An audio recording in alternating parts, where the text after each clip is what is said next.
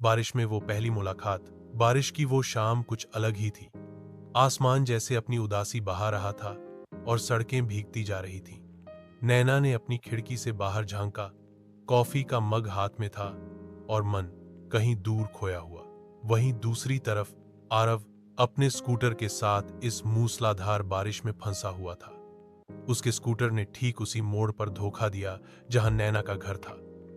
मजबूरी में उसने वहीं एक पेड़ के नीचे पनाह ली। तभी एक खिड़की से किसी ने आवाज दी, अगर चाहो तो अंदर आ सकते हो, भीग जाओगे। आरव ने ऊपर देखा।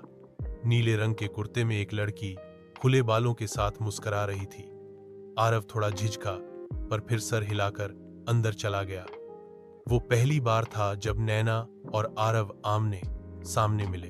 तुम्हारा स्कूटर ठीक नहीं लग रहा, नैना ने कहा और कॉफी का एक कप उसके सामने रख दिया। हाँ, मेरी किस्मत की तरह, आरव ने मुस्कुराकर जवाब दिया। दोनों हंस दिए। कमरे में हल्की सी गर्माहट आ गई। बारिश बाहर गिरती रही और अंदर दोनों की बातों का सिलसिला चल पड़ा। किताबों से लेकर फिल्मों तक, पुराने गानों से लेकर अधूरे सपनों तक। नैना को पेंटिंग का शौक था और आरव एक फ्रीलांस फोटोग्राफर था। दो अधूरी दुनिया जैसे एक पल में जुड़ गईं। उस शाम जब बारिश रुकी तो आरव जाने लगा।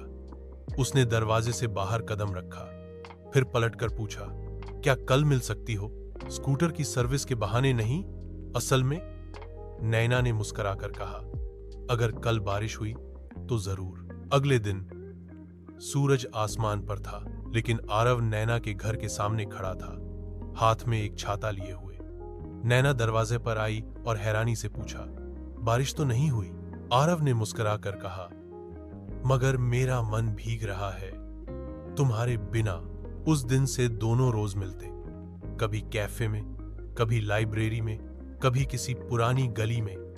उनका प्यार धीरे धीरे पर मजबूत होकर खिलता गया। आरव की फोटोज में अब नैना ही थी और नैना की पेंटिंग्स में सिर्फ आरव की मुस्कान। 6 महीने बाद एक और बारिश की शाम, वहीं उसी मोड़ पर आरव ने नैना से पूछा, क्या अब हर बारिश तुम्हारे साथ बीतेगी?